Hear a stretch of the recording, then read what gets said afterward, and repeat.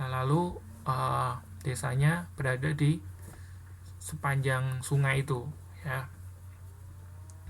Bisa juga mengikuti rel kereta api, ya. Bisa juga mengikuti rel kereta api. Terus pola yang kedua adalah pola yang tersebar. Jadi kalau tersebar ini nggak beraturan, ya kan. Jadi pertama di sini, lalu sebelah sini gitu kan. Jadi tersebar. Lalu yang ketiga adalah pola radial. Nah, pola radial ini misalnya, jadi kayak radial itu istilahnya kayak melingkar, ya, mengikuti satu titik tertentu. Nah, contohnya di sini, di yang sebelah kanan ini, ya, kanan bawah ini. Jadi untuk polanya titik pusatnya itu adalah gunung, ya. Jadi gunung itu menjadi titik pusatnya. Lalu daerahnya itu pola persebarannya itu menyebar mengikuti itu, ya, gunung berapinya itu. Nah, itu ini yang radial, ya. Jadi radial yang ini. Yang ini radial. Radial menyebar, terus yang gambar ini memanjang. Nah, ini pola-pola persebaran desa. Ya. Oke, terus kita masuk ke faktor yang menentukan sistem pengangkutan atau sistem transportasi. Jadi perkembangan dari sistem transportasi itu, ya, itu dipengaruhi beberapa faktor, ya. Yang pertama dilihat dari letak desanya. Nah, letak desanya itu di mana? Di dekat sungai kah, ya kan? Di daerah pantai kah, gitu kan? Di daerah pegunungan kah? Nah, itu nanti akan mempengaruhi sistem pengangkutan. Nah, kalau di daerah sungai atau pantai itu kan, nanti sistem angkutannya ya kapal gitu kan, sampan, perahu gitu kan. Nah, itu untuk sistem pengangkutannya. Untuk faktor yang kedua adalah topografi. Jadi topografi itu maksudnya kondisi relief atau bentuk muka buminya seperti apa, ya. Apakah dataran rendah gitu kan, dataran tinggi gitu kan, pegunungan. Nah, itu juga akan mempengaruhi sistem pengangkutannya. Jadi topografi itu seperti itu. Jadi relief, kondisi reliefnya seperti apa.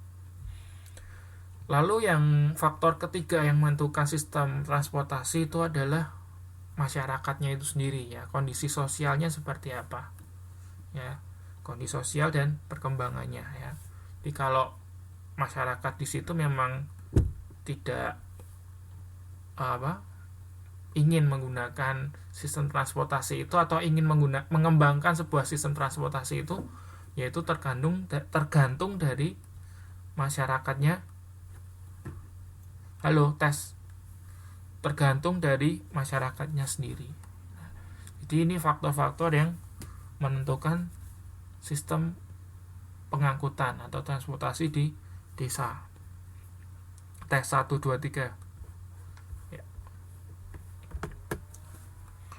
Nah, sekarang kita masuk ke kota, ya. Tadi kan desa. Sekarang kita masuk ke tes 1, 2, 3. Tes 1, 2, 3. Dengar nggak suara saya? Oh, ada, ya. Ya, kalau yang di sebelah sini itu Jakarta, ya kan? Ya, DKI Jakarta. Itu Gumunas. Nah, kalau yang ini Surabaya, ya kan? Ada patung Surabaya, Suro dan Boyo, ya. Lalu ada lagi. Nah, ini ada yang tahu nggak ini kota mana?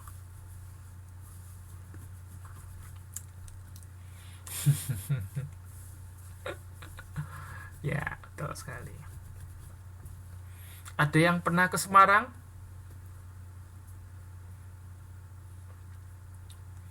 Oh, belum. Mbak Winar nih belum pernah ke Semarang, ya.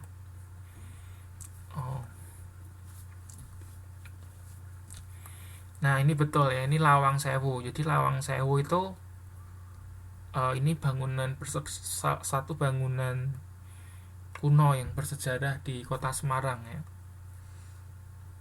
Itu dinamakan Lawang Sewu katanya karena pintunya banyak gitu ya. Pintunya banyak. Jadi ini jendela itu gede-gede kayak pintu, jadi dianggap pintu. Nah, karena banyak gitu kan. Sewu itu 1000 ya, bukan 100. Jadi kita sebutnya 1000 pintu gitu kan. Ya dulu memang terkenal angker ya. Nah ini kebetulan sekolah saya ya, sekolah SMP saya itu di samping kanannya, di samping kirinya berarti ya, di seberang samping kirinya itu. Jadi dulu waktu saya SMP ya sering lewat situ gitu, sering penampakan kok di situ kok ya. Jadi pengendara itu kan, kendaraan itu sering lihat juga yang di situ ya. Dulu memang angker, tapi sekarang sudah enggak ya. Sekarang sudah bagus, sudah dibuka untuk wisata. Jadi kalau misal ada yang mau masuk bisa lihat dalamnya, tapi ya nggak ada apa-apanya juga sih ya. Jadi dulu ini katanya Lawang Sewu itu apa ya, kayak kantor administrasi kereta api atau apa gitu loh ya. Nggak tahu, kayaknya ada ruangan yang nggak untuk umum, jadi nggak tahu. Jadi ada ruangan yang khusus lah, kita nggak semua orang boleh masuk gitu loh. Nggak tahu karena alasan mistis atau karena memang apa ya, maksudnya mungkin sudah rapuh gitu kan. Jadi kalau berbahaya kan, kalau sudah rapuh ke situ kan nanti bisa runtuh dan lain sebagainya kan. Jadi untuk keamanan aja sih, tapi nggak tahu juga, mungkin karena alasan mistis atau apa, nggak tahu. Nah jadi ini itu ya Semarang. Nah kita masuk ke kota sekarang. Kita masuk ke kota.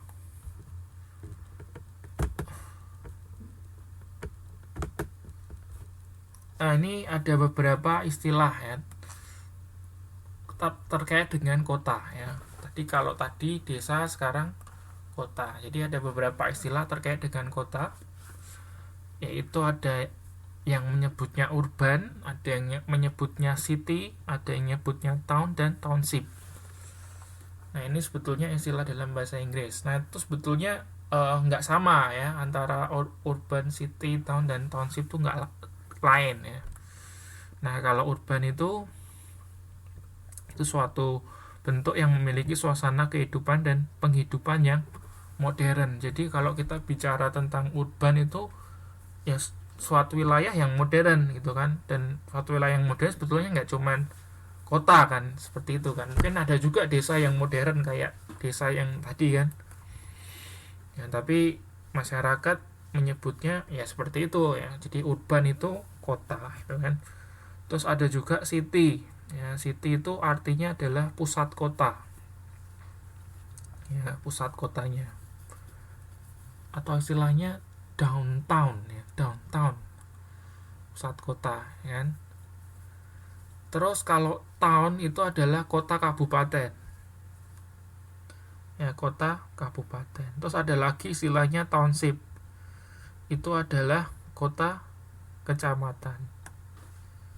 Nah kalau country itu negara mbak ya. Kalau country itu negara.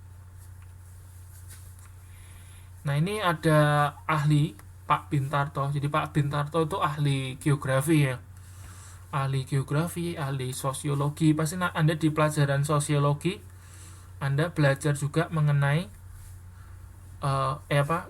sering dengan Pak Bintarto gitu kan. Jadi Pak Bintarto ini seorang ahli sosiologi dan geografi. Dia mendefinisikan kota itu merupakan kesatuan jaringan kehidupan manusia yang ditandai dengan kepadatan penduduk yang tinggi, diwarnai dengan strata sosial ekonomi yang heterogen, dan coraknya materialistis. Jadi penduduknya padat, lalu strata sosial ekonominya heterogen. Heterogen itu artinya macam-macam gitu kan. Jadi tingkatannya banyak, lalu coraknya materialistis ya. Dengan kata lain, kota adalah bentang budaya yang ditimbulkan oleh unsur-unsur alami dan non-alami. Jadi kalau alami itu ya dari ya kondisi fisik kota itu sendiri. Kemudian kalau yang non-alami ya dari interaksi T123, interaksi dari masyarakatnya sendiri ya kan. Nah itu menurut Pitarto. Nah untuk yang lainnya nanti Anda pelajari sendiri ya, untuk apa definisi-definisi yang lain ya. Tadi ada yang tanya county ya. Bentar saya cek dulu county itu apa.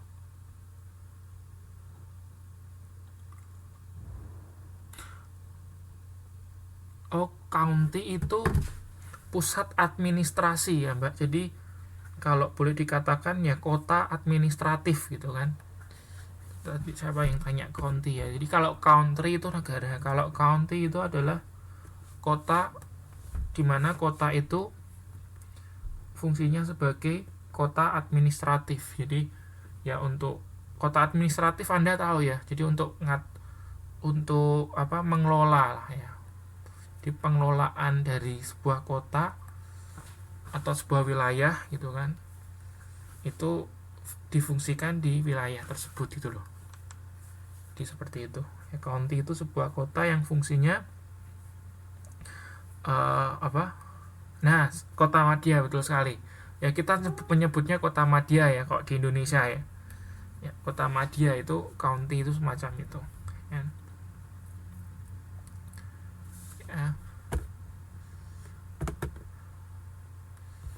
Lalu berikutnya adalah teori-teori penggunaan lahan di kota. Ada tiga teori ya, ada tiga teori. Yang pertama teori konsentrik, itu dikemukakan oleh E.W. Burgess tahun 1920.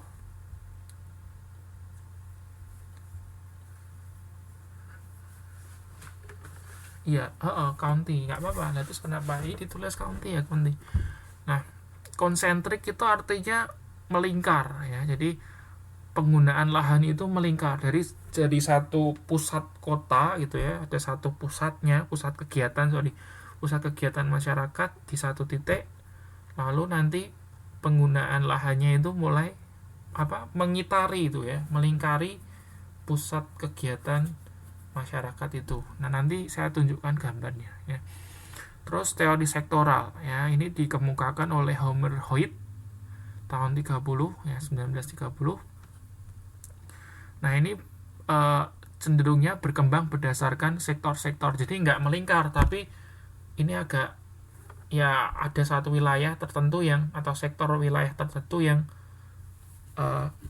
berkembang gitu, yang digunakan lahannya. Jadi nggak melingkar sebetulnya. Ya, nanti saya lihat kan gambarnya ini lebih gampang. Terus yang ketiga adalah teori inti berganda. Jadi untuk teori inti berganda ini dikemukakan oleh Harris dan Ullman.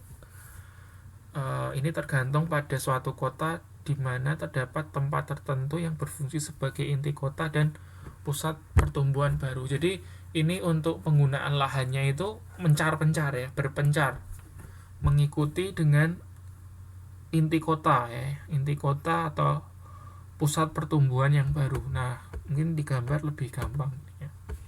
Jadi kalau yang konsentrik Anda bisa lihat kan muter ya. Jadi PDK itu pusat D-nya ya. Pusat kegiatan masyarakat lah pokoknya, seperti itu ya. Jadi pusat kegiatan masyarakat di tengah ya, nomor 1. Lalu penggunaan yang kedua daerah transisi, kemudian berikutnya daerah pemukiman kelas rendah, menengah, tinggi, dan zona penglaju. Nah, ini untuk konsentri. Jadi Anda kalau bisa lihat di sini kan melingkar, ya kan. Lalu yang berikutnya sektoral, ya. Nah, untuk sektoral sebetulnya kalau kita lihat memang bentuknya melingkar gitu kan, tapi lahannya itu enggak, penggunaan lahannya itu enggak melingkar. Nah, misalnya kayak zona transisinya itu enggak melingkari, tapi istilahnya memanjang, ya.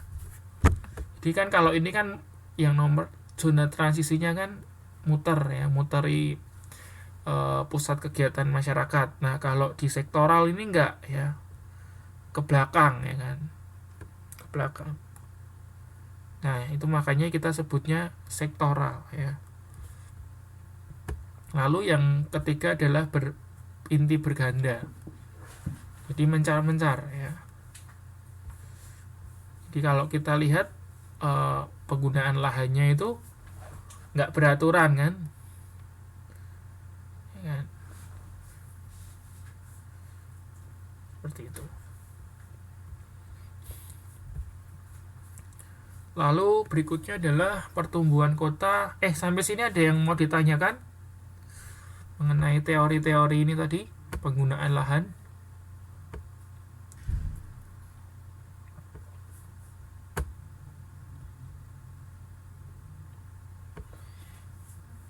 Oke, kalau nggak ada saya lanjutkan. Terus berikutnya adalah pertumbuhan.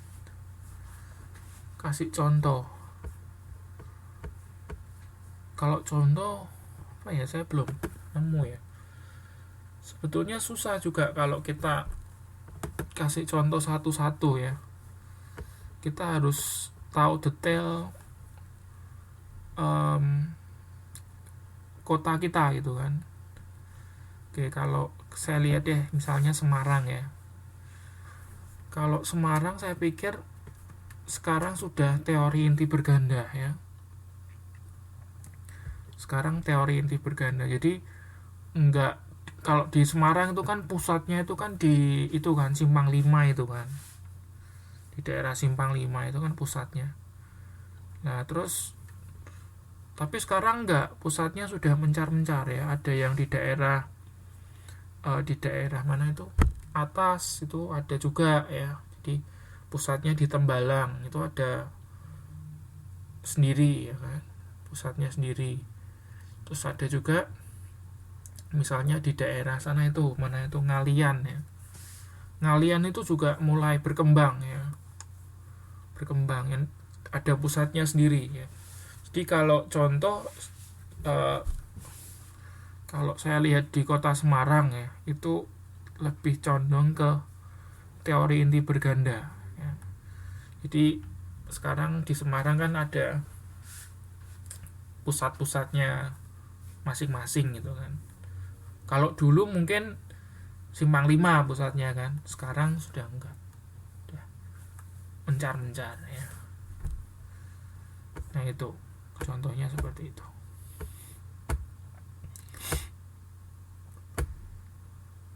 Terus ada lagi tanya? Nggak ada, saya lanjutin. Oke. Lalu kita masuk ke pertumbuhan kota menurut latar belakang dan sejarahnya. Jadi kota itu juga mengalami pertumbuhan, ya. Ada yang dulu awalnya adalah sebuah wilayah perdagangan, ya. Latar belakang sejarahnya adalah sebuah wilayah perdagangan. Terus menjadi rame, lalu padat penduduknya menjadi kota perdagangan. Nah, contohnya Surabaya, Jakarta, Makassar itu sejarahnya itu dulu adalah sebuah wilayah pusat perdagangan. Nah, sekarang menjadi kota perdagangan. Lalu berikutnya kota administrasi. Jadi kota yang dulunya sebagai pusat pemerintahan, ya. Nah, contohnya Jakarta juga, ya. Jakarta itu juga dulunya kan pusat pemerintahannya kerajaan Jayakarta ya, betul ya. Ya kan, pusat pemerintahannya kerajaan Jayakarta. Nah, terus sampai sekarang dipakai menjadi ibu kota negara. Nah, itu karena latar belakangnya sebagai kota administrasi. Palembang itu juga. Ya, Palembang itu kan dulu pusat pemerintahannya apa? Ada yang tahu nggak?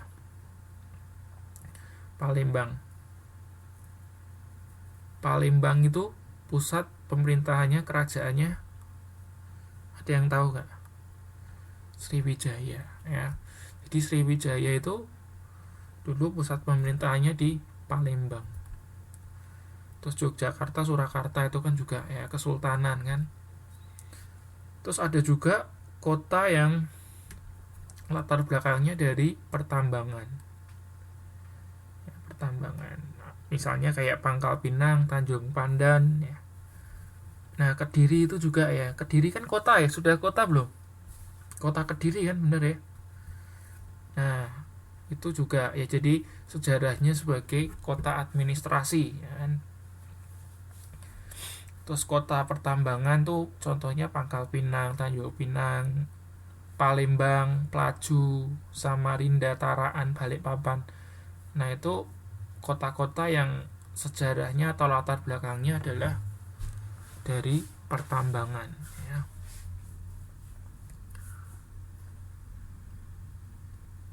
Terus yang keempat, perkebunan. Nah, misalnya kayak Sukabumi ya. Kota Sukabumi itu awal sejarahnya adalah perkebunan teh. Nah, terus Ambarawa. Ada yang tahu nggak Ambarawa di mana? Ada yang pernah dengar nggak Ambarawa?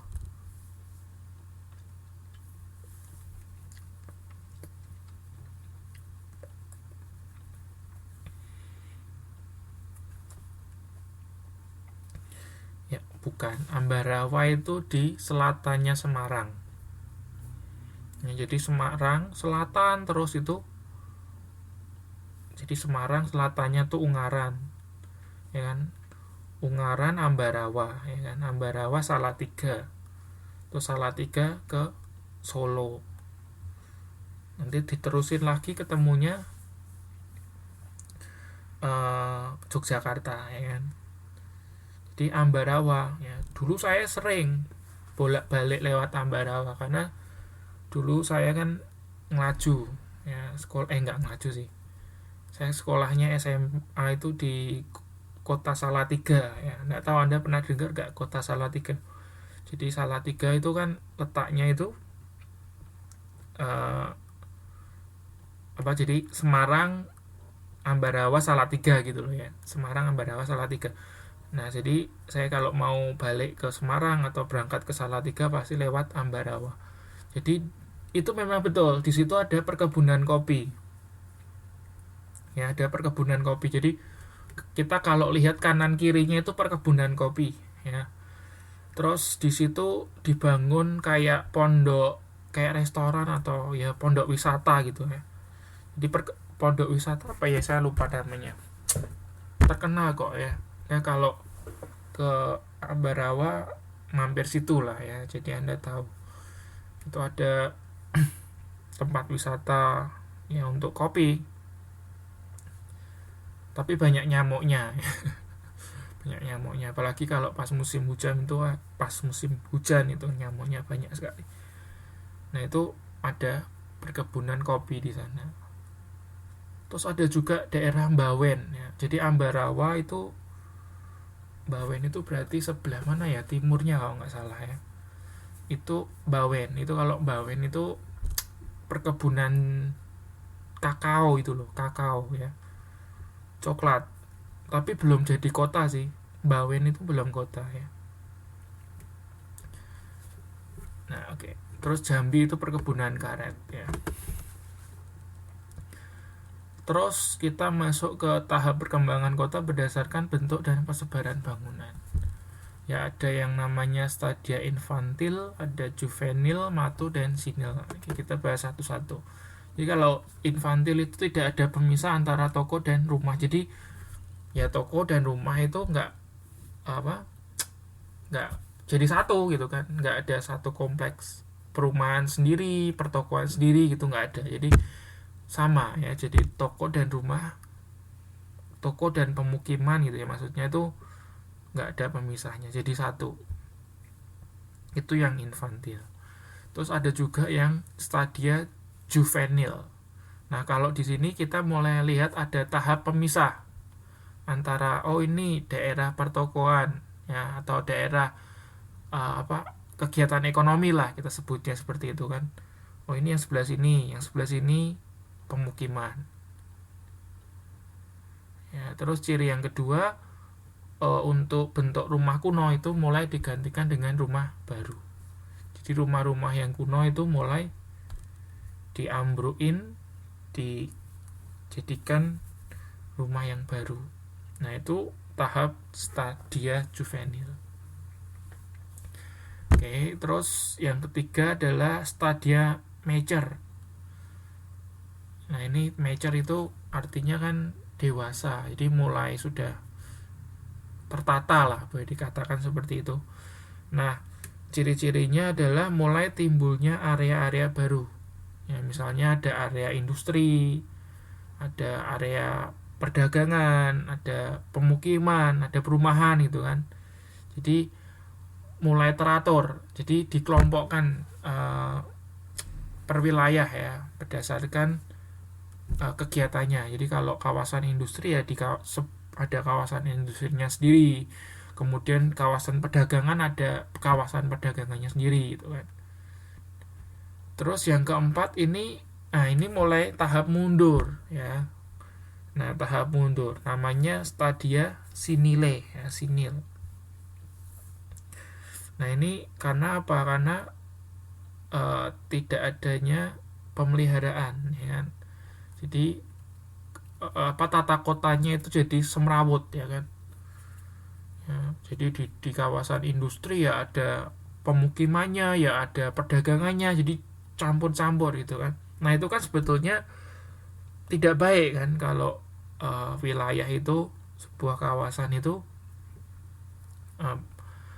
dicampur-campur gitu kan. Apalagi kawasan industri dengan perumahan itu kalau dicampur pasti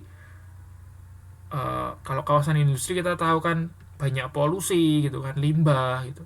Nah, kalau rumah kita di dekat kawasan industri pastinya kita kena polusi kan, nggak baik gitu kan. Nah, ini ciri-ciri dari stadia sinil ya, jadi mulai zonanya itu campur aduk ya kan. Nah, terus ada juga perkembangan kota berdasarkan masyarakatnya ya, masyarakatnya kita ada 6 ya. Yang pertama Eopolis. Nah, untuk tahap Eopolis yaitu desa yang sudah teratur, ditandai dengan memperlihatkan ciri perkotaan yang merupakan peralihan kehidupan tradisional ke arah kehidupan kota. Nah, tadi di awal saya sampaikan bahwa sebetulnya kota itu cikal bakalnya dari desa ya kan. Jadi desa yang teratur, kemudian memiliki ciri-ciri perkotaan ya kan. Terus kehidupannya juga beralih dari tradisional ke lebih modern. Nah, itu kita bisa sebutkan kota. Nah, itu kita sebutnya tahap Eopolis. Lalu tahapan yang kedua ya, itu adalah tahapan polis ya, yaitu daerah kota yang masih bercirikan sifat agraris atau masih ada pengaruh kehidupan agraris. Nah, tadi di awal saya juga sampaikan bahwa ciri-ciri dari desa itu adalah mata pencariannya masih pertanian ya, sifatnya agraris. Nah, untuk tahap ini itu juga, jadi meskipun sudah kota tapi masih masyarakatnya ya masih bercirikan sifat agraris ya, masih ada pertanian gitu kan, masyarakatnya masih yang bercocok tanam ya. Jadi ini untuk yang polis. Terus tahap metropolis. Nah, metropolis ini mulai ditandai oleh